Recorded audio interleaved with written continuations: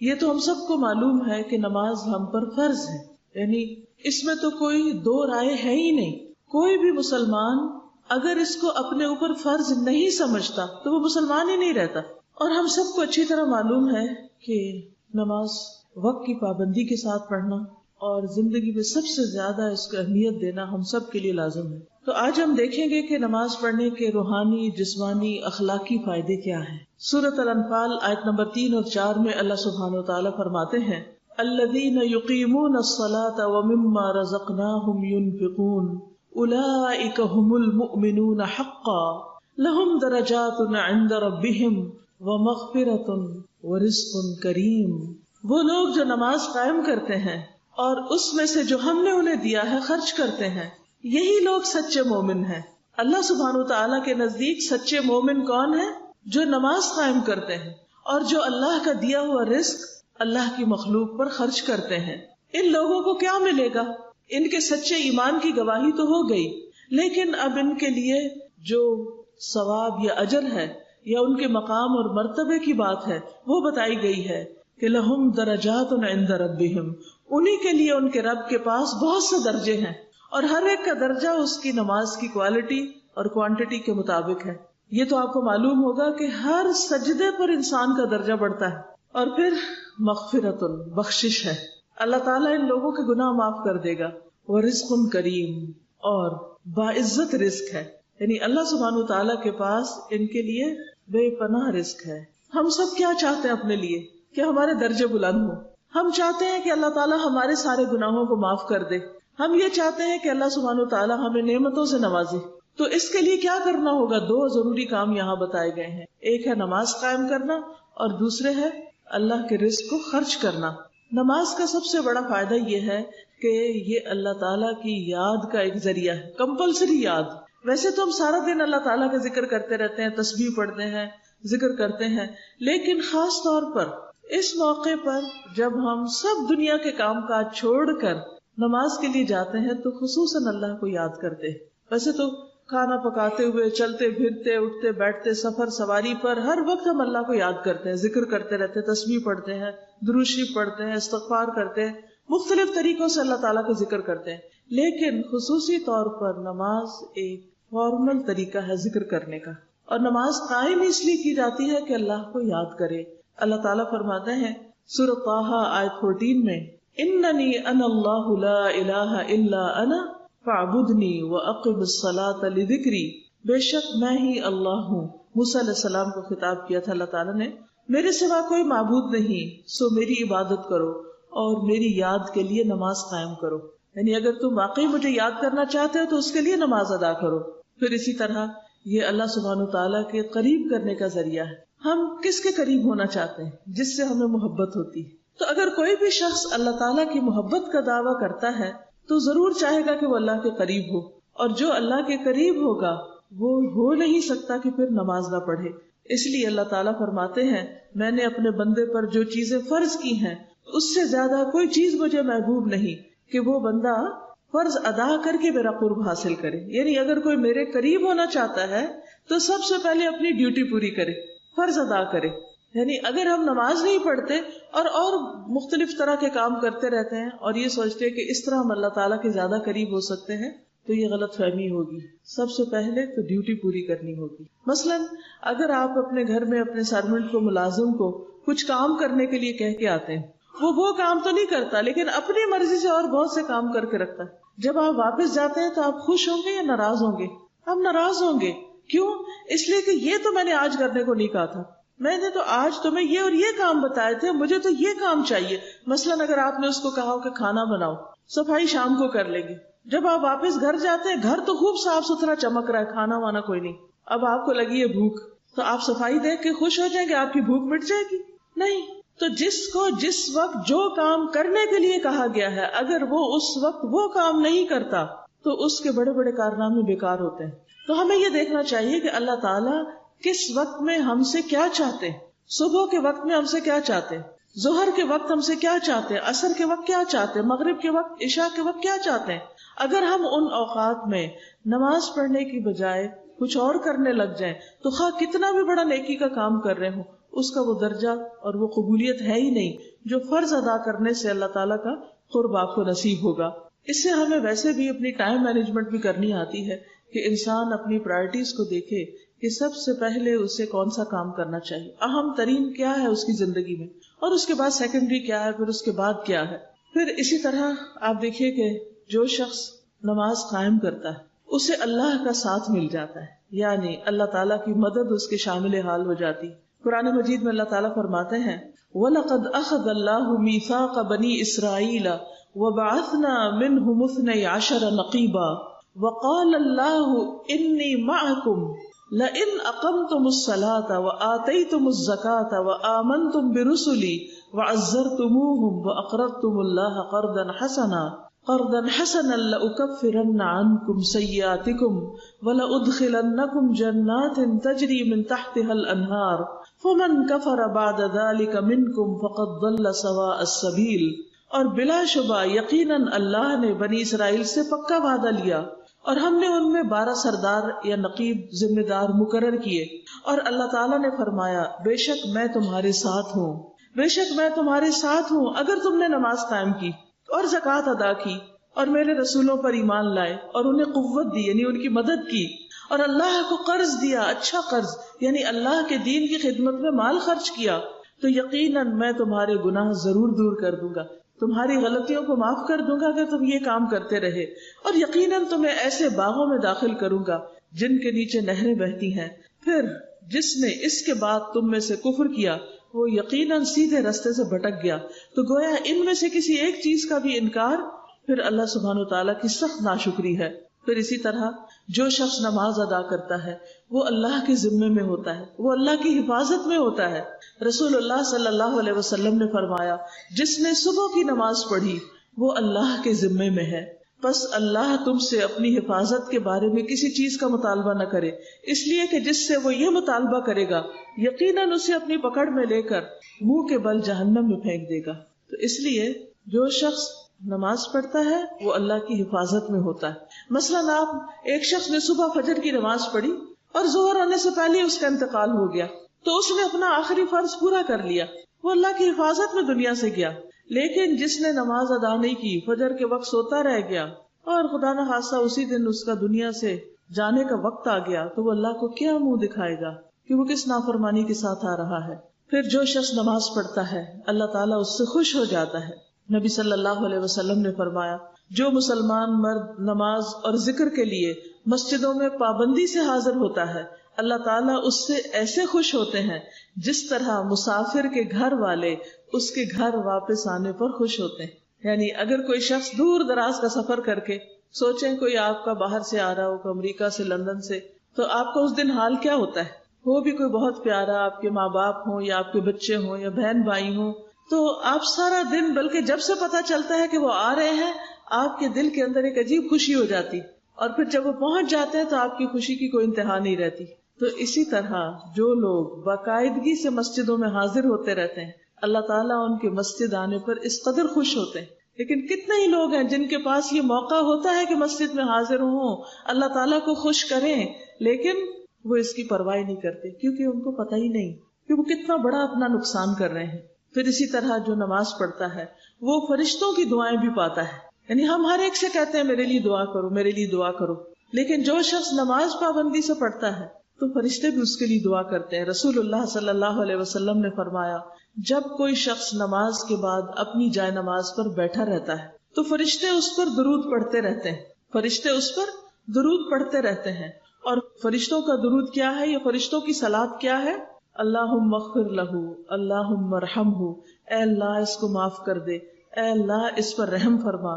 یعنی بعض لوگوں کا حال کیا کہ ادھر سلام پھیرتے ہیں اور چھٹ اسی وقت اٹھ کے بھاگ نکلتے ہیں، نہ آیت الکرسی پڑھتے ہیں، نہ تسبیحات پڑھتے ہیں، نہ کوئی ذکر اذکار کرتے ہیں، نہ کوئی دعا مانگتے. بس ایسے لگتا ہے کہ جیسے انہوں نے کوئی بوجھ سر سے اتارا اور اس وقت اٹھ کے پھر چل پڑے، اور دنیا میں ادھر ادھر گپ شپ، لوگوں سے باتیں اور اپنے دل پسند مشغلے وہ شروع کر دیتے ہیں. وہ فون اٹھا لیا، ٹیلی ویژن کھول لیا، کچھ اور کرنے لگ گئے، اور کتنا سنہری موقع اپنے ہاتھ سے وہ جانے دیتے ہیں. اگر آپ کسی کو پیسے دے کے بھی بٹھائے نا کہ آپ بیٹھ جاؤ اور میرے لیے دعائیں کرتے رہو، تو بھی لوگ پتہ نہیں کس دل سے کریں گے. تو یہاں پر آپ دیکھیے کہ کس طرح صرف آپ نے نماز کے بعد کچھ دیر مصلی پہ بیٹھ جانا ہے اور بیٹھ کے ذکر اذکار کرنے اور دعائیں مانگنی. جتنی دیر بھی آپ بیٹھے رہیں اتنی دیر فرشتے دعائیں کرتے رہیں گے. اسی طرح اگر وہ بیٹھ کر اگلی نماز کا انتظار کرتا رہے تو فرشتے اس پر بھی صلاۃ پڑھتے ہیں اور ان کی صلاۃ یہی ہے اللہم اغفر لہ اللہم ارحمہ، اے اللہ اسے معاف کر دے، اے اللہ اس پر رحم فرما. کیا ہم سب کو معافی اور رحم کی ضرورت ہے؟ سب کو ہے. کس کس کو؟ سب کو. الحمدللہ ہم سب کو ہے. تو اس کا طریقہ کیا ہے فرشتوں کی دعائیں لینے کا؟ کہ نماز کے بعد اطمینان سے تھوڑی دیر بیٹھ جائیں. اللہ یہ کہ کوئی بہت مجبوری ہو تو آپ کو اٹھ کے بھاگنا پڑے، کبھی سفر ہوتا ہے، کبھی جلدی ہوتی ہے، کبھی کوئی دروازہ ناک کر رہا ہوتا ہے، کسی کو بھوک لگی ہے، کھانا مانگ رہا ہوتا ہے. لیکن اس کی بھی تھوڑی سی اگر انسان پلاننگ کر رہے ہیں نا کہ ذرا سا پہلے شروع کر دے تاکہ بعد میں تھوڑی سی کم از کم تسبیحات فاطمہ جو ہے 33 دفعہ سبحان اللہ، 33 بار الحمدللہ، 34 بار اللہ اکبر پڑھ کے تو دعا مانگ لے. تو اتنا کر سکے تو اتنا بھی کر لے. اتنی دیر خود بھی ہم دعا مانگ رہے، فرشتے بھی مانگ رہے. پھر اسی طرح اللہ سبحانہ وتعالیٰ ایسے بندوں پر رحم فرماتے ہیں.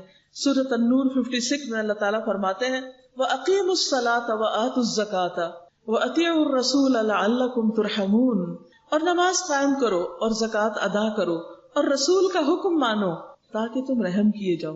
یعنی ہم میں سے کوئی بیمار ہوتا ہے، کسی کا کوئی کام اٹکا ہوا ہوتا ہے، کسی کو کوئی اور پریشانی ہوتی ہے، وہ کیا چاہتا ہے کہ میری پریشانیاں دور ہو، یا اللہ تو مجھ پہ رحم فرما، کہتے ہیں نا. تو اس کا حل کیا ہے کہ نمازیں پڑھیں، فرض کے علاوہ نوافل ادا کریں. سورۃ التوبہ 71 میں اللہ تعالیٰ فرماتے ہیں والمؤمنون والمؤمنات والمؤمنون والمؤمنات بعضهم اولیاء بعض یأمرون بالمعروف وینہون عن المنکر ویقیمون الصلاة ویؤتون الزکاة ویطیعون اللہ ورسولہ اولئک سیرحمہم اللہ ان اللہ عزیز حکیم. اور مومن مرد اور مومن عورتیں ان کے بعض کے دوست ہیں، یعنی آپس میں ان کے اندر بہت پیار محبت ہے. مومن عورتوں میں بھی اور مومن مردوں میں بھی آپس میں بہت اچھی انڈرسٹینڈنگ ہے. یعنی وہ ایک دوسرے کے لیے مہربان اور شفیق ہیں. وہ نیکی کا حکم دیتے ہیں اور برائی سے منع کرتے ہیں اور نماز قائم کرتے ہیں اور زکوٰۃ دیتے ہیں اور اللہ اور اس کے رسول کا حکم مانتے ہیں. یہی لوگ ہیں جن پر اللہ ضرور رحم کرے گا. یہ اللہ کا وعدہ ہے. اولئک سیرحمہم اللہ ان اللہ عزیز حکیم. بے شک اللہ سب پر غالب اور کمال حکمت والا ہے. پھر اسی طرح نبی صلی اللہ علیہ وسلم نے فرمایا جب تم میں سے کوئی آدمی نماز کے لیے کھڑا ہوتا ہے تو اللہ تعالیٰ کی رحمت اس کی طرف متوجہ ہو جاتی، وہ اس کی طرف آنے لگتی. یعنی آپ ادھر سے اللہ اکبر کہتے ہیں اور ادھر سے اللہ سبحانہ وتعالیٰ کی رحمت آپ کی طرف آنے لگتی، آپ اللہ کی خاص رحمت میں آ جاتے ہیں. اسی لیے نبی صلی اللہ علیہ وسلم اور دیگر انبیاء جب ان پر کوئی پریشانی آتی، کوئی مشکل آتی تو فوراً نماز کی طرف جاتے.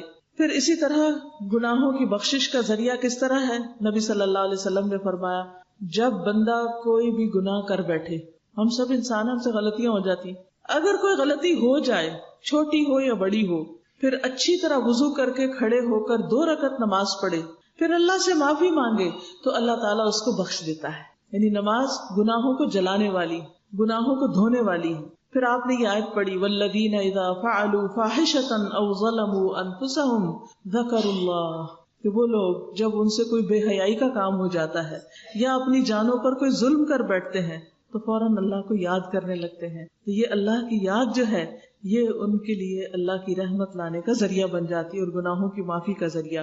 حمران بن ابان کہتے ہیں کہ ایک مرتبہ ہم عثمان رضی اللہ تعالیٰ عنہ کے پاس تھے، انہوں نے پانی منگوا کر وضو کیا. جب وضو سے فارغ ہوئے تو مسکرانے لگے اور فرمایا کیا تم جانتے ہو کہ میں کیوں مسکرا رہا ہوں، میں کیوں خوش ہو رہا ہوں؟ پھر انہوں نے یاد کیا کہ ایک مرتبہ رسول اللہ صلی اللہ علیہ وسلم نے بھی اسی طرح وضو کیا تھا جیسے میں نے کیا، پھر آپ بھی مسکرائے تھے جیسے میں مسکرایا. یعنی مجھے وہ وقت یاد آ گیا ہے. تو اس سے پتہ چلتا ہے کہ صحابہ کرام نے صرف حدیثوں کو لفظاً نہیں روایت کیا بلکہ عملی طور پر روایت کیا. اور پھر آپ نے فرمایا، یعنی حضور صلی اللہ علیہ وسلم نے، کیا تم جانتے ہو کہ میں کیوں مسکرا رہا ہوں؟ ہم نے عرض کیا اللہ اور اس کا رسول ہی بہتر جانتے ہیں کہ آپ اس وقت کیوں مسکرا رہے ہیں. آپ نے فرمایا جب بندہ وضو کرتا ہے اور کامل وضو کر کے نماز شروع کرتا ہے اور کامل نماز پڑھتا ہے، یعنی پوری طرح رکوع سجدہ ہر چیز ادا کرتا ہے، تو اپنی نماز سے اس طرح نکلتا ہے جیسے کہ ماں کے پیٹ سے گناہوں سے پاک نکلا تھا. یعنی اچھی طرح وضو کرے کہ کوئی حصہ خشک نہ رہے، سارے اعضاء دھوئے جو دھونے چاہیے، صحیح طرح مسح کرے اور پھر اس کے بعد نماز پوری پڑھے تو وہ ایک طرح سے سارے اپنے گناہ جھاڑ کے آ جاتا ہے، انسانوں کا بوجھ ہلکا ہو جاتا ہے۔ رسول اللہ صلی اللہ علیہ وسلم نے فرمایا، جب مسلمان بندہ اللہ کی رضا حاصل کرنے کے لیے نماز پڑھتا ہے تو اس کے گناہ اسی طرح جھڑ جاتے ہیں جس طرح درخت کے پتے جھڑتے ہیں، سوکھے درخت کے پتے جیسے ایک ایک کر کے گرتے چلے جاتے ہیں۔ رسول اللہ صلی اللہ علیہ وسلم نے یہ بھی فرمایا کہ بندہ جب نماز کے لیے کھڑا ہوتا ہے تو اس کے سارے گناہ لا کر اس کے کندھے پہ رکھ دیے جاتے ہیں، یعنی کھڑے ہوئے یہاں رکھ دیے گئے، جب وہ رکوع کرتا ہے تو وہ نیچے گر جاتے ہیں، سجدہ کرتا ہے تو وہ اس سے جھڑ جاتے ہیں، تو اس طرح وہ اس بوجھ سے آزاد ہو جاتا ہے۔ پھر وہ مشہور حدیث بھی آپ کو یاد ہوگی کہ حضور صلی اللہ علیہ وسلم نے یہ فرمایا تھا کہ اگر کسی شخص کے دروازے پر نہر جاری ہو، یہ آپ کے بھی دروازے پہ نہر ہے یہاں، اور وہ روزانہ اس میں 5 مرتبہ نہائے، آپ تو شاید ایک بار بھی نہیں اس میں ڈبکی لگائے ہوں گے، تو فرمایا کہ تمہارا کیا گمان ہے، تمہارا کیا خیال ہے کہ کیا اس کے بدن پر میل کا کچھ بھی حصہ باقی رہے گا؟ آپ یوں سمجھے کہ دن میں 5 دفعہ آپ شاور کرنے جاتے ہیں، یعنی پورا نہاتے ہیں جا کے، ایک دفعہ بھی نہا لے تو ایسے احساس ہوتا ہے صاف ہے۔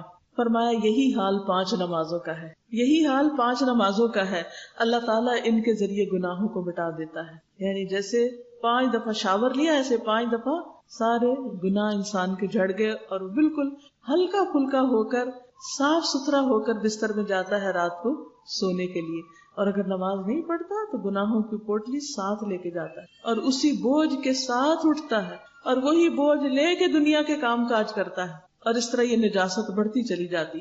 قرآن مجید سورۃ ہود 114 میں اللہ تعالیٰ فرماتے ہیں وَأَقِمِ الصَّلَاةَ طَرَفَيِ النَّهَارِ وَزُلَفًا مِّنَ اللَّيْلِ إِنَّ الْحَسَنَاتِ يُذْهِبْنَ السَّيِّئَاتِ ذَلِكَ ذِكْرَىٰ لِلذَّاكِرِينَ، اور دن کے دونوں سروں پر اور کچھ رات گزرنے پر نماز قائم کرو، یعنی فجر، مغرب، عشاء، بلا شبہ نیکیاں برائیوں کو دور کر دیتی۔ ان الحسنات یذہبن السیئات، یہ ایک یاد دہانی ہے ان لوگوں کے لیے جو اللہ کو یاد رکھنے والے ہیں، یعنی جو لوگ اللہ سے محبت کرتے ہیں، اللہ کو یاد کرتے ہیں، انہیں چاہیے کہ ان نمازوں کی پابندی کریں، کیونکہ برائیاں کرتے ہی رہتے ہیں تو ان کو ساتھ ساتھ صاف کر دینا چاہیے۔ جیسے آپ ہر روز گھر صاف کرتے ہیں، ہر روز کرتے ہیں نا، کسی طرح آپ یہ تو نہیں کہتے کہ آج تو صفائی کی ضرورت ہی نہیں، جو سلیقہ مند خواتین ہوتی وہ ایک دن بھی نہیں جانے دیتی۔ پھر اسی طرح روزانہ پیش آنے والے فتنوں کا کفارہ۔ اچھا، یہ فتنے کیا ہوتے ہیں؟ آپ اچھے بھلے اٹھے، ٹھیک ٹھاک، آپ کا موڈ اچھا تھا، آپ کچن میں کام کر رہے تھے کہ اتنے میں بچہ آیا، اس نے فریج کھولا اور ہاتھ مارا اور دودھ کا دیکھ گرا دیا۔ اب آپ کیا کریں گے؟ کیا کریں گے اس وقت؟ خاموش رہیں گے؟ کچھ نہیں کہیں گے اس کو؟ ہو سکتا ہے وہ چھوٹا سا معصوم بچہ جس کو سمجھ ہی کوئی نہیں کہ یہ اگر اس کو میں نے پکڑ کے اس طرح کیا تو نیچے گر کے سب تباہی ہو جائے گی، تو آپ کیا کرتے ہیں؟ آپ کبھی تو ڈانٹتے ہیں اور کبھی مار بھی دیتے ہیں۔ نماز کے لیے تو آپ 10 سال تک نہیں مار سکتے، تو دودھ گرنے پر کتنا نقصان ہو جاتا ہے کہ آپ مارنا شروع کر دیتے ہیں بچوں۔ کئی مائیں بڑی ظالم ہوتی، چھوٹی چھوٹی بات پر بچوں کی چمڑی ادھیڑ دیتی، غصہ کسی اور پہ ہوتا ہے نکالتی بچوں پر۔ یہ ظلم میں آتا ہے، ظلم، اس کی اجازت نہیں ہے۔ یہ نہیں کہ وہ ہمارے بچے ہیں تو ہم اب کلی اختیار ہے، وہ اللہ کے مخلوق ہے، اللہ کے بندے ہیں، ان پر اگر ظلم زیادتی کی تو دیکھنی پڑے گی۔ اب یہ جو ہم نے ظلم کر لیا، اب کیا کریں؟ پھر اس کے بعد کبھی ایسا ہوتا ہے کہ آپ کام کر رہے ہوتے ہیں، کوئی کھانا بنا رہے ہیں، میاں نے آ کے کہا جلدی کرو جلدی کرو، آپ کو غصہ آ جاتا ہے، آپ 2 باتیں سنا دیتے ہیں اور زیادتی کر جاتے ہیں، اب بعد میں آپ کا غصہ ٹھنڈا ہوتا ہے تو آپ کو شرمندگی ہوتی ہے کہ میں نہ ہی بولتی تو اچھا تھا۔ اتنے میں تھوڑی دیر میں گھر کا دروازہ کھٹکتا کوئی مہمان آ جاتے ہیں، تو آپ اندر جا کے کہتے ہیں لوگ پھر آ گئے ہیں وہ آج۔ اب یہ آپ کو نہیں کہنا چاہیے تھا لیکن آپ نے کہہ دیا۔ پھر اسی طرح ہمسایوں کے بچے نے کوئی چیز پھینکی اپنے گھر سے، وہ آ کے توڑا اس نے آپ کے گھر میں کچھ، تو یہ جتنی بھی چیزیں چھوٹی موٹی دن میں سارا دن ہوتی ہیں نا، اور ہم سے غلطیاں ہو جاتی ہیں، بد اخلاقی پہ اتر آتے ہیں، زیادتی پہ اتر آتے ہیں، تو ان فتنوں کا یا ان آزمائشوں کا جو کفارہ ہے، اس کے لیے بھی نماز اور صدقہ بہت مجرب۔ یہ نماز اور صدقہ انسان کے وہ فتنہ جو اس کی بیوی، اولاد اور پڑوسی پہ ہوتا ہے، اس کے لیے کفارہ بن جاتا ہے۔ نماز، صدقہ اور اچھی بات، اس سے یہ گناہ مٹ جاتے ہیں۔ پھر اسی طرح دنیا اور آخرت دونوں میں نور حاصل کرنے کا ذریعہ ہے۔ حدیث میں آتا ہے الصلاۃ نور، نماز روشنی ہے، نور ہے۔ ایک اور جگہ پر فرمایا فرض اور نفل نماز نور ہے، یہ دل میں نور ہے، چہرے میں نور ہے، قبر میں نور ہے، حشر میں نور ہے، کہیں اندھیرا نہیں ہوگا۔ یعنی اگر چاہتے ہیں کہ قبر میں روشنی ہو تو وہاں واپڈا کی لائن نہیں لگے گی، وہاں نماز ہی ساتھ جائے گی تو روشنی ہوگی۔ اور یہ ایک حقیقت ہے کہ انسان جس وقت صحیح معنوں میں اللہ تعالیٰ کی عبادت کرتا ہے، نماز پڑھتا ہے، دعا مانگتا ہے، تو اس کے اندر ایک سکون سا آ جاتا ہے، اس کے دل کے اندر سے غم کے اندھیرے چھٹنے لگتے ہیں اگر واقعی صحیح معنوں میں وہ نماز پڑھتا ہے۔ پھر اسی طرح راحت اور سکون کا ذریعہ ہے۔ سالم بن ابو جاد سے روایت ہے کہ ایک آدمی نے کہا کاش میں نماز پڑھ لیتا تو سکون پاتا، تو دوسرے لوگوں نے گویا اس کے اس انداز پر برا منایا کہ یہ کیا کہہ رہا ہے۔ اس نے کہا کہ میں نے رسول اللہ صلی اللہ علیہ وسلم سے سنا تھا، آپ فرماتے تھے بلال نماز کی اقامت کہو اور ہمیں اس سے راحت پہنچاؤ۔ یعنی ہمارے دل کے اوپر ایک پریشانی سی آ گئی ہے یا ایک دل کے اوپر بوجھ سا ہے، تو تم اذان دو تاکہ ہم نماز پڑھیں اور ہمارا دل سکون میں آ جائے۔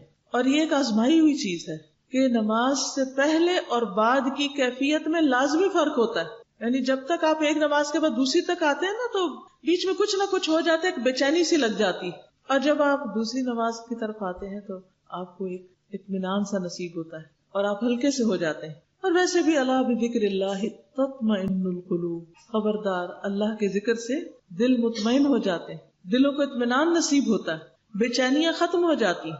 پھر اسی طرح نبی صلی اللہ علیہ وسلم نے نماز کو اپنی آنکھوں کی ٹھنڈک قرار دیا کہ نماز میری آنکھوں کی ٹھنڈک۔ پھر آپ دیکھیے کہ نماز جو ہے یہ جسم اور روح کی مشترکہ ورزش ہے، ایک ایکسرسائز ہے، انسان کو ایکٹیو بناتی ہے، اور جب ایکٹیو بناتی ہے تو انسان کو باقی کام کاج بھی آسان لگتے ہیں اور کام بھی مشکل نہیں لگتے، کیونکہ جسم کے اندر اتنی فلیکسیبلٹی آ جاتی ہے کہ اٹھنا بیٹھنا، نیچے سے کچھ اٹھانا، کچھ کرنا، یہ سب چیزیں آسان ہو جاتی۔ اور پھر چونکہ عام ایکسرسائز میں کیا ہوتا ہے، آپ بور ہو جاتے ہیں، جیسے آپ ایروبکس کرتے ہیں، اسٹریچز کرتے ہیں یا آپ ٹریڈ مل کرتے ہیں، تو بہت سے لوگ اس وقت میوزک سننے لگتے ہیں۔ اگر ان سے پوچھو بھی یہ کیوں کرتے ہیں، یہ ظلم کیوں ڈھاتے ہیں اپنے اوپر، تو کہتے ہیں اس طرح ہمیں پتہ ہی نہیں چلتا کہ ہم ایکسرسائز کر رہے ہیں، ورنہ اگر خاموشی کے ساتھ چپ کر کے ایکسرسائز کرے تو وہ بہت بھاری گزرتی۔ تو آپ دیکھیے کہ دن میں 5 دفعہ انسان کو قیام، رکوع، سجدے اور تشہد میں بیٹھنے اور پھر کھڑے ہونے اور پھر نیچے جانے، پھر کھڑے ہونے، پھر نیچے جانے کا جو حکم دیا گیا، اور خاص پوزیشن پر انسان اپنی کمر کو جھکائے، خاص پوزیشن پر سجدہ کرے، اپنے پراپر طریقے سے، خاص طریقے سے اتحیات میں بیٹھے، تو یہ تمام چیز اس کے جسمانی جوڑوں کو متحرک کر دیتی ہے۔ اور جب جوڑ حرکت کرتے ہیں تو ساتھ ہی انسان کے جو پھیپھڑے اور جو اس کا ڈائجسٹو سسٹم ہے اور سرکولیٹری سسٹم ہے وہ سارے بھی حرکت میں آ جاتے ہیں، کیونکہ ایک پوری باڈی جو ہے اس کے اندر ایک ہیٹ آ جاتی ہے۔ اور دوسری طرف اللہ سبحانہ وتعالیٰ کی جو عبادت ہے یا اللہ کا ذکر ہے وہ بھی ساتھ جاری رہتا ہے، جس سے دل کو اطمینان ہوتا ہے۔ پھر انسان حشاش بشاش اور خوش مزاج ہو جاتا ہے۔ نبی صلی اللہ علیہ وسلم نے فرمایا شیطان تم میں سے ہر ایک آدمی کی گردن پر جب وہ سو جاتا ہے 3 گرے لگا دیتا ہے۔ جب سوتا ہے تو شیطان ناٹس لگاتا ہے گردن پہ اور ہر گرہ پہ پھونک مارتا ہے، کیا کہتا ہے ابھی رات بڑی لمبی ہے۔ تو جب کوئی بیدار ہوتا ہے اور اللہ کا ذکر کرتا ہے، یعنی آنکھ کھلی اور کہا الحمدللہ الذی احیانا بعدما اماتنا والیہ النشور، ایک گرہ کھل جاتی۔ جب وضو کرتا ہے تو 2 گرے کھل جاتی ہیں، جب نماز پڑھ لیتا ہے تو ساری گرہیں کھل جاتی۔ تو یہ جو جنات اور جادو، ان سب چیزوں کا بھی حل یہی ہے، انسان شیطان کے تسلط اور جنات کے تسلط سے آزاد ہونے کے لیے کثرت سے نماز پڑھے۔ فرمایا وہ صبح کو حشاش بشاش خوش مزاج اٹھتا ہے، یعنی اس کے ریلیشن شپ بھی دوسروں کے ساتھ پھر اچھے ہونے لگتے ہیں، ورنہ اس کی صبح نفس کی خباثت اور سستی کے ساتھ ہوتی، لیزی، نہ کوئی گھر کا کام نہ باہر کا، کچھ نہیں، بس ایک بیماری کسی کیفیت اس پہ تاری رہتی۔ آپ دیکھیے کہ جو خاتون خانہ نماز کی پابندی کرتی، صبح جلدی اٹھتی، اس کے وقت میں کتنی برکت ہوتی ہے، وہ صبح صبح سارے کام مکمل کر لیتی۔ لیکن اس کے برعکس جو عورتیں نماز میں سستی کرتی، صبح سوئی رہتی، بچے نوکروں کے ہاتھ پہ ہوتے ہیں، اور آپ کو پتہ ہے کہ کتنے واقعات آپ نے ایسے سنے ہوں گے، اور اب تو اخباروں میں بھی کھل کے آنے لگ گیا ہے کہ میڈز اور میل سروینٹس کے ہاتھوں بچے کس طرح ابیوز ہوتے ہیں، وہ ان کے ساتھ بعض اوقات کیسی گندی گندی حرکتیں کرتے ہیں، کیونکہ انہوں نے تو نہ کوئی دین پڑھا نہ دنیا پڑھی، انہیں کیا پتا کیا جائز ہے کیا نہ جائز ہے۔ اور ویسے بھی آپ دیکھیں ہم خود بھی جب اپنے بچے سنبھالتے ہیں تو ہم تھکتے ہیں نا، تنگ آ جاتے ہیں نا، پھر کبھی 1-2 لگا بھی دیتے ہیں۔ تو جن میڈس پر آپ اپنے بچے سارا وقت چھوڑے رکھتے ہیں وہ نہیں تھکتی ہوں گی؟ جب وہ تھکتی ہوں گی تو بچوں کے ساتھ کیا کرتی ہوں گی؟ انہیں کیا پڑی؟ تو اس لیے آپ نے جو بھی ایکٹیویٹی کرنی ہے، جو بھی کوئی کام کرنا ہے، یا تو اپنے بچوں کو ساتھ رکھیں، یا اگر کسی کی ہیلپ لینے بھی ہے تو نگاہوں کے سامنے لیں، یہ نہیں کہ ان کے ساتھ کہیں سے کہیں بھیج دیں اور جو چاہیں کرتے رہیں۔ ساری زندگی کے لیے بچے ذہنی اور نفسیاتی بیمار ہو جاتے ہیں، ان کو طرح طرح کی پریشانیاں لگ جاتی ہیں، ان کا کانفیڈینس ختم ہو جاتا ہے، ان کی حیا ختم ہو جاتی، ان کے آگے زندگی کے تعلقات متاثر ہو جاتے ہیں. تو اس لیے اپنے بچوں پر اور اپنی نسلوں پر یہ ظلم نہ ڈھائیں کہ ٹوٹل ذمہ داری ان کے اوپر ڈال دیں. تو بچوں کو سنبھالنے کی طاقت بھی کہاں سے آئے گی؟ نماز ہی سے آئے گی. پھر اسی طرح یہ ہے کہ جو شخص نماز پڑھتا ہے اس کا دل نیکی کی باتوں میں لگتا ہے. جو شخص نماز نہیں پڑھتا نا اس کا دل سیاہ ہونے لگتا ہے. جب اس کو کوئی قرآن کی بات بتائے، دین کی بات بتائے، اسلام کی بات بتائیں تو وہ کیا کرتا ہے؟ وہ بیزار ہوتا ہے، وہ سننا ہی نہیں چاہتا. مثلا اگر آپ کا بچہ نماز نہیں پڑھتا نا تو آپ اسے اللہ سبحانہ تعالیٰ کی، رسول اللہ صلی اللہ علیہ وسلم کی کوئی بات بتائیں گے تو کیا ہوگا؟ وہ نہیں سننا چاہے گا، کیونکہ شیطان نے اس کے دل پہ قبضہ کر رکھا ہے. ابھی آپ نے سورۃ الناس سنی ہوگی کہ کس طرح قل اعوذ برب الناس ملک الناس الہ الناس، اللہ سبحانہ تعالیٰ کے 3 ناموں کے ساتھ اللہ تعالیٰ کی پناہ لی گئی. اور پھر کس سے بچنے کے لیے؟ من شر الوسواس الخناس، اس بڑے وسوسہ ڈالنے والے کے شر سے جو بار بار پلٹ پلٹ کے آتا اور وسوسے ڈالتا ہے. الذی یوسوس فی صدور الناس، جو لوگوں کے سینوں میں وسوسے ڈالتا ہے، دلوں میں وسوسے ڈالتا ہے. من الجنۃ والناس، جنوں میں سے بھی اور انسانوں میں سے. آپ دیکھیے کہ ہمارے بچے اور ہمارے قریب عزیز دوست بعض اوقات ایسے ماحول میں ہوتے ہیں جہاں کوئی اللہ کا نام نہیں لیتا، کوئی بھی نماز نہیں پڑھتا. جب وہ ان لوگوں کے بیچ میں رہتے ہیں تو پھر وہ انہیں جیسے ہونے لگتے ہیں، ماحول ان پر اثر انداز ہوتا ہے. اور پھر جب ان سے کہا جاتا ہے کہ آؤ دین کی طرف، آؤ قرآن پڑھو، تو ان کا دل نہیں لگتا، ان کو مزہ ہی نہیں آتا، ان کو اس میں کوئی انٹرسٹ نہیں ہوتا. تو آپ نے کبھی سوچا کہ اس کی روٹ کاز کیا ہے؟ اس کی وجہ کیا ہے؟ اس کی وجہ یہ ہوتی ہے کہ وہ ہر وقت اللہ سے غافل کرنے والے ماحول میں ہوتے ہیں. تو اس لیے بحیثیت ماں ہماری ذمہ داری بنتی ہے کہ چھوٹے ہوتے ہی بچوں کو اس طرف لے آئیں تاکہ شروع سے ان کو نماز کی عادت ہو جائے، اور بڑے ہو کر پھر وہ جہاں بھی ہو انہیں پیچھے سے بار بار کہنا نہ پڑے، وہ خود ہی ادا کرنے والے ہوں. پھر آپ دیکھیے کہ ہمارے بچے جب یونیورسٹیز میں، کالجز میں، مختلف اداروں میں جاتے ہیں تو ہمیں بڑی فکر ہوتی ہے کہ یہ کہیں کسی غلط کمپنی میں، کسی ڈرگز میں نہ پڑ جائیں، یا کہیں لڑکیوں میں نہ انوالو ہو جائیں، یا کسی بے حیائی فحاشی کے کام میں نہ چلے جائیں. کتنا فکر ہوتا ہے ماں باپ کو، باہر بچہ پڑھنے کے لیے بھیج رہے ہیں، یونیورسٹی میں بھیج رہے ہیں، کیا بنے گا؟ تو اس سے آپ تو نہیں روک سکتے کیونکہ آپ تو ہر وقت ساتھ نہیں ہیں. آپ نے ان کے ساتھ کون سا ہتھیار دیا ہے؟ کیا چیز ساتھ دے رہے ہیں کہ وہ اس سارے شر سے محفوظ رہیں؟ نماز. اللہ تعالیٰ فرماتے ہیں ان الصلاۃ تنہی عن الفحشاء والمنکر ولذکر اللہ اکبر واللہ یعلم ما تصنعون. بے شک نماز بے حیائی اور برائی سے روکتی ہے، اور یقیناً اللہ کا ذکر سب سے بڑا ہے، اور اللہ جانتا ہے جو کچھ تم کرتے ہو. تو گویا اگر آپ نے ان کو نماز کا پابند بنا دیا تو وہ جہاں مرضی پھر چلے جائیں، پھر آپ کو فکر نہیں ہوگی، کیونکہ آپ ان کو روکنے والے نہیں، ان کی نماز ان کو روکنے والی بن جائے گی.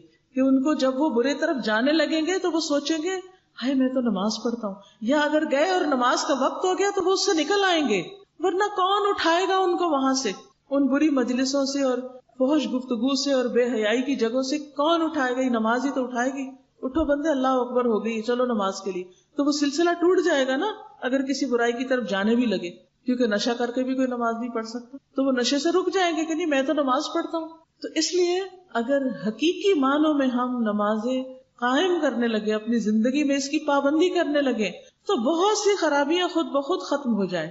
اور پھر اللہ تعالیٰ ساتھ ہی فرماتے ہیں واللہ یعلم ما تصنعون، اللہ کو سب پتا ہے جو بھی تم کرتے ہو. پھر اسی طرح یہ ہے کہ نماز کی ادائیگی انسان کو برے اخلاق سے روکتی ہے. اللہ تعالیٰ فرماتے ہیں ان الانسان خلق ہلوعا اذا مسہ الشر جزوعا واذا مسہ الخیر منوعا الا المصلین الذین هم علی صلاتهم دائمون. بلا شبہ انسان تھوڑ دلا بنایا گیا، بڑے چھوٹے دل والا ہے، چھوٹی سی بات مائنڈ کر جاتا ہے. جب اسے کوئی تکلیف پہنچتی ہے تو گھبرا اٹھتا ہے، پینک ہو جاتا ہے. جب مال ملتا ہے تو بخیل ہو جاتا ہے، سب اپنے پہ خرچ کرنا چاہتا ہے، دوسروں کو نہیں دینا چاہتا. سوائے ایکسپٹ فار نماز ادا کرنے والوں کے، ان کے دل نرم رہتے ہیں، پھر وہ اللہ کی مخلوق پہ خرچ بھی کرتے ہیں، ان کے دل مضبوط ہو جاتے ہیں. بار بار اللہ کی یاد سے ان کے دلوں کے اندر ایک قوت آتی ہے، اس لیے کہ وہ اللہ پہ بھروسہ کرتے ہیں. تو جب کوئی مشکل آتی ہے تو وہ کیا کہتے ہیں انا للہ وانا الیہ راجعون، اور وہ ایسی حرکتیں نہیں کرتے جو اللہ تعالیٰ کو پسند نہ. اور وہ کون ہیں؟ کون سے مصلین؟ الذین هم علی صلاتهم دائمون، وہ جو اپنی نمازوں میں دوام اختیار کرتے ہیں، جو ہمیشہ نماز پڑھتے ہیں. کچھ لوگ ایسے ہوتے ہیں نا جو 2 نمازیں پڑھتے ہیں، 4 پڑھتے ہیں، یا کبھی جمعے کی پڑھ لیتے ہیں، نہیں، یہ ان کی صفت بیان ہوئی ہے جو ساری نمازیں پابندی کے ساتھ پڑھتے ہیں۔ پھر اسی طرح اور بھی جو بڑی بڑی عادتیں اور بڑے بڑے گناہ ہیں ان سے بھی نماز روکتی ہے۔ ابو ہریرہ رضی اللہ عنہ کہتے ہیں کہ ایک آدمی نبی صلی اللہ علیہ وسلم کے پاس آیا اور کہا کہ فلاں آدمی رات کو تو نماز پڑھتا ہے لیکن صبح کے وقت چوریاں کرتا ہے۔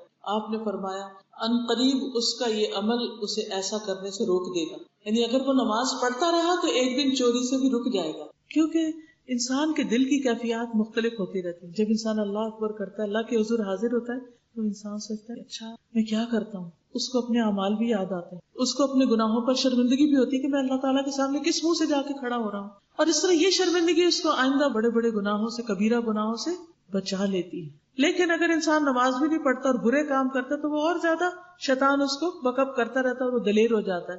پھر اسی طرح نماز سے فقر دور ہوتا ہے، انسان کی حاجتیں پوری ہوتی۔ نبی صلی اللہ علیہ وسلم نے فرمایا، اللہ تعالیٰ فرماتے ہیں اے آدم کے بیٹے تم اپنے آپ کو میری عبادت کے لیے فارغ کر لو، یعنی وقت نکالو عبادت کے لیے، ہاں کتنے بھی بزی ہو نماز کے لیے، عبادت کے لیے وقت نکالو، میں تمہارے دل کو بے نیازی سے بھر دوں گا، یعنی تمہارے اندر ایک کنٹینٹمنٹ دے دوں گا اور تمہارا فقر دور کر دوں گا۔ وہ جو ایک محتاجی ہے نا، یاد رکھیے کم پیسے والے نہیں محتاج ہوتے، بعض اوقات بڑے بڑے مالداروں کے اندر ایک بے چینی کہ ہائی کچھ نہیں، یہ قرضہ دینا ہے، اس کو دینا ہے، اس کو دینا ہے، بڑے خرچے ہیں، تو اس کو ہر وقت ڈر لگا رہتا ہے کہ پتہ نہیں کس وقت یہ سب کچھ الٹ جائے، کس وقت مارکیٹ ڈاؤن ہو جائے، کس وقت کیا پریشانی آ جائے، تو وہ ہر وقت ایک خوف میں رہتا ہے۔ لیکن نمازی کے اندر یہ خوف نہیں ہوتا، کیونکہ اس کا اللہ سبحانہ وتعالیٰ پر توکل ہوتا ہے، بھروسہ ہوتا ہے، اور اس کو پتا ہوتا ہے کہ میں ہر تھوڑی دیر کے بعد اپنے رب کے حضور جا کر پھر مانگوں گا ایاک نعبد و ایاک نستعین، کہ صرف تیری ہم عبادت کرتے ہیں اور صرف تجھ سے ہم مدد چاہتے ہیں، تو اللہ میری مدد ضرور کرے گا۔ اس کو اللہ تعالیٰ کی مدد پر یقین ہوتا ہے۔ تو اللہ تعالیٰ کا یہ وعدہ ہے کہ اگر تم میری عبادت کے لیے وقت نکالو گے تو میں تمہارے دل کو بے نیازی سے بھر دوں گا، یعنی غنا ڈال دوں گا اس میں۔ اور ایک اور جگہ پر آتا ہے نا کہ الغنا غنا النفس، اصل قناعت اور غنا اور امیری اور دولت مندی دل کی امیری ہوتی، جو دل کا بادشاہ ہوتا ہے، اور تمہارا فقر دور کر دوں گا۔ لیکن اگر تم ایسا نہیں کرو گے تو میں تمہارے دونوں ہاتھ کاموں میں مشغول کر دوں گا، اور اس کے باوجود تمہارا فقر دور نہیں کروں گا، تمہاری محتاجی دور نہیں کروں گا۔ یعنی اگر تم صرف مال کمانے میں لگے رہے، صرف دنیا کے کام میں لگے رہے، تو تمہاری یہ مشکلیں آسان نہیں ہوگی۔ اب دیکھیے کہ مثلاً ہم گھروں کے کام کر رہے ہوتے ہیں، بعض اوقات بہت مصروفیت ہوتی، لیکن جس وقت آپ نماز پڑھتے تو کیا ہوتا ہے، سب کچھ چھوڑ دیتے، کچن میں ہیں، صفائی کر رہے ہیں، کپڑے دھو، سب چھوڑ دیا، آئے، منہ ہاتھ دھویا، صاف ستھرے ہوئے اور نماز کھڑے ہو کے پڑھی۔ جب رکوع میں جاتے ہیں ساری کمر کی تھکاوٹ اتر جاتی، جب آپ سجدے میں جاتے ہیں ساری گردن اور باقی حصوں کی تھکاوٹ اتر جاتی، جب آپ کھڑے ہوتے ہیں تو اس سے بہتر ہوتے ہیں جب آپ نے نماز شروع کی تھی، پھر دوسری رکعت، پھر تیسری، پھر چوتھی۔ بلیو می، آخر میں آ کے آپ جب اٹھتے ہیں تو ایسا لگتا ہے جیسے ہلکے ہو گئے، تھکاوٹ ہی ختم ہو گئی۔ اگر آپ صبح سے پڑھ رہے ہیں تو بھی اگر آپ نماز کے لیے اٹھتے ہیں تو آپ کی ایکسرسائز روحانی جسمانی ہو جاتی ہے، آپ فریش ہو جاتے ہیں، دوبارہ جا کے بیٹھتے ہیں اور اچھی طرح پڑھ سکتے ہیں، اس چینج سے آپ کی حالت بہتر ہوتی ہے۔ لیکن اگر آپ اٹھتے ہی نہیں اور بیٹھے رہتے ہیں اور بیٹھے رہتے ہیں تو اس بیٹھنے سے کئی بیماریاں بن جاتی ہیں۔ تو یہاں اللہ تعالیٰ کا وعدہ ہے کہ اگر تم کرو گے تو تمہاری محتاجی دور ہوگی، اور اگر تم میری عبادت کے لیے نہیں نکلو گے تمہاری مصروفیت کم نہیں ہوگی، تمہارے کام ختم نہیں ہوں گے، اور اس کے باوجود تمہارا فقر بھی ختم نہیں ہوگا۔ محنت مزدوری بھی بہت کرو گے، کام بھی بہت کرو گے، لیکن محتاجی اپنی جگہ برقرار رہے گی۔ پھر اسی طرح نماز سے ہم وقت کی پابندی بھی سیکھتے ہیں۔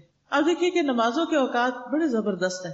ایک وہ وقت ہے جب سورج نکلتا ہے تو اس سے پہلے پہلے نماز پوری کرنی، تو آپ کو ایک ٹارگٹ دے دیا گیا، ڈیڈ لائن جیسے ہوتا ہے نا، کاموں کی ڈیڈ لائن مقرر کرتے ہیں، ڈیڈ لائن دے دی گئی، اس سے پہلے پورا کرنا ہے۔ آپ ہر سورج نکلنے سے کافی دیر پہلے اٹھتے ہیں، کم از کم گھنٹہ، تاکہ آرام سے نماز پڑھ سکے اور دعائیں وغیرہ پڑھ سکے۔ تو اب آپ کا ٹائم ٹیبل خود ہی سیٹ ہونے لگا۔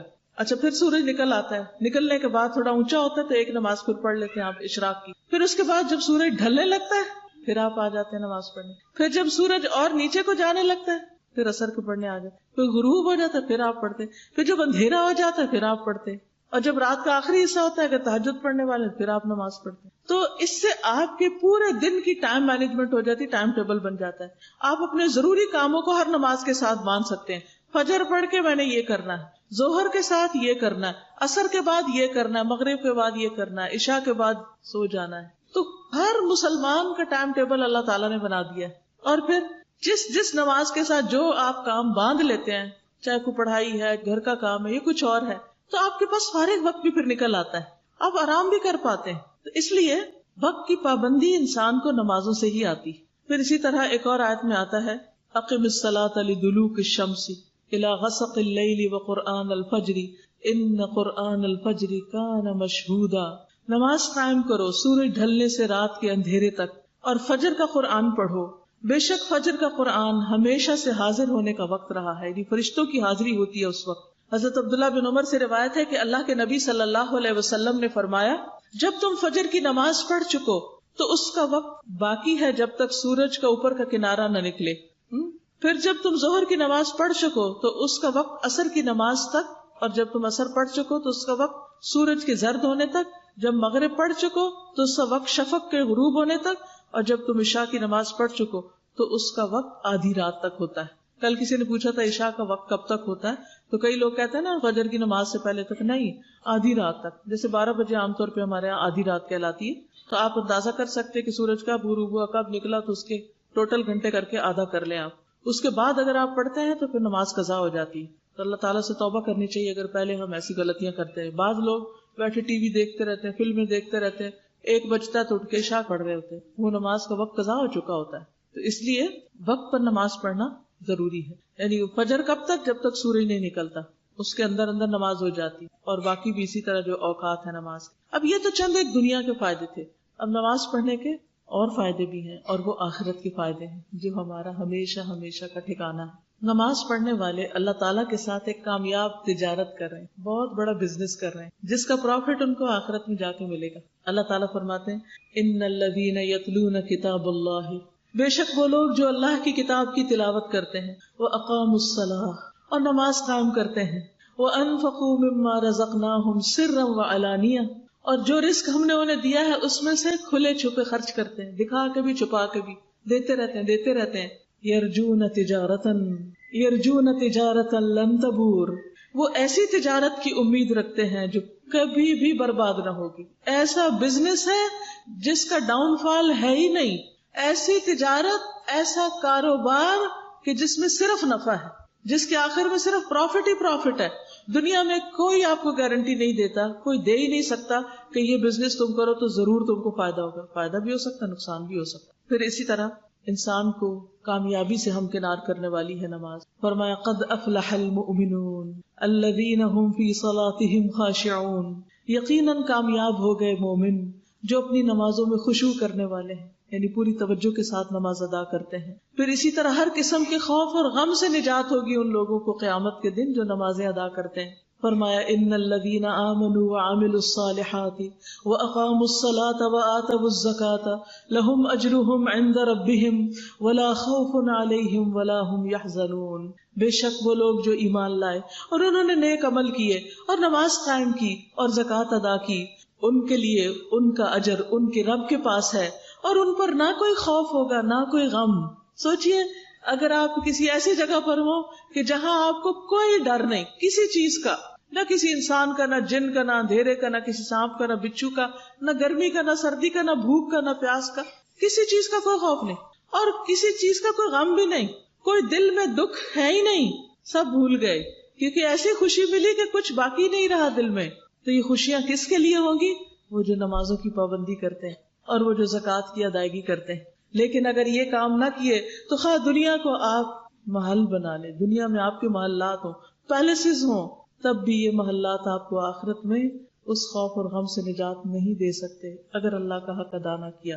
پھر اسی طرح اجر عظیم کا باعث ہے یہ عبادت. اللہ تعالیٰ فرماتے ہیں والمقیمین الصلاة والمؤتون الزکاة والمؤمنون باللہ والیوم الآخر اولئک سنؤتیہم اجرا عظیما، وہ جو نماز ادا کرنے والے ہیں، جو زکوٰۃ دینے والے ہیں، اللہ اور یوم آخرت پر ایمان لانے والے ہیں، یہ لوگ ہیں جنہیں ہم عنقریب بہت بڑا اجر عطا کریں گے، بہت بڑا اجر عطا کریں گے، یعنی جس کا انسان تصور ہی نہیں کر سکتا. پھر اسی طرح اگر انسان فرض نماز کے علاوہ کچھ نوافل بھی ادا کرتا ہے تو دنیا میں اس کو خوشخبری دی گئی کہ کتنا بڑا اجر کما کے اٹھا. وہ رسول اللہ صلی اللہ علیہ وسلم نے فرمایا جو آدمی اپنے گھر سے وضو کر کے فرض نماز کے لیے نکلتا ہے تو اس کا ثواب ایسا ہے جیسے حاجی احرام باندھے ہوئے آئے، اور جو شخص چاشت کی نماز کے لیے نکلے اور اس مشقت یا اٹھ کھڑے ہونے کی غرض صرف یہی نماز ہو، ایسا آدمی کا ثواب عمرہ ادا کرنے والے کی طرح ہے. یعنی اگر کوئی شخص بیٹھا